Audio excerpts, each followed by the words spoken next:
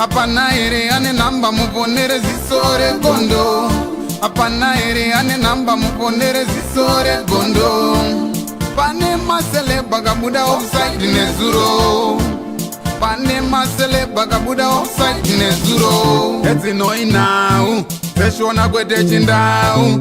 Zichiverengwa naye wenye skimba nofumura noita mai. Timu yangu ndiye mukija se katsoka zvakare zvirikupisa na skimba yawo zvirikupisa kachopa timu yangu. Pasata pina pana zvirikupisa pana asima kubaya chi pacha subscribe sota msale pana zvese zvinenge zvichitika zvirikupisa pasore kono TV anditi. Satota pia mnyedu zvakare chauya nyenyedu ya mabhero zimbeu zirikuti yeye mabhero akanaka arikuchengeswa nemutengo akaderera. Njowa yamutikuona pa screen penyu saka rozongoda kuabata nhamba ndo zvakadzura pa screen penyu vanokudelivererai kwa muri koko vanosvika nawo motopedza majiri wocha mari yako mu lockdown munomu. But business nopinda panyedu anasi pane video yandasangana nayo yandisirisa zinga chamheno kuti mwana ari kutsomwa nemutoriro kanoti chi uyanova ye muningi nawo mwana wekufa pa accident na Guinea yangashitaura iye kuna mai akachivaudza kuti zvoni ndima kwaura yamwana nyaya udyire izvi zvisinei nda kuti muzondiremeka mundoona kuti ari kupenga here kana kuti chi madrugs asipo uyu ndo mutoriro zvisinei zvondiremeka mwana chishauta mai yake zvinosiri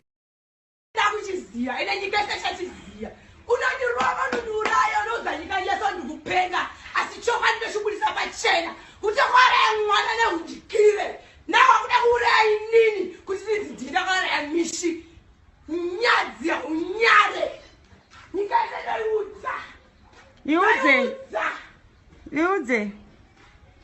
Ndokutopenga kwa kuita ndo kaora ya mushi. Unaye burisa? Burisa. Burisa. Burisa. Ndakuchiziya ine nyika seshachiziya.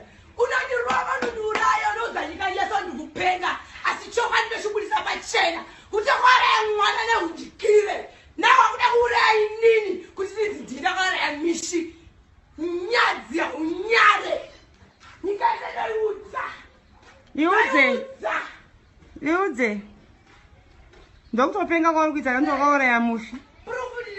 Unaye burisa? Burisa. Burisa. Burisa. Hapana ere ane namba muponere zisore gondo. Hapana ere ane namba muponere zisore gondo. Pane masele bagabuda offside nezuro. Pane masele bagabuda offside nezuro. Eti noi now. Peshona kwete chindau. Zichiverengwa naye wenye skimba nofumura noita mai.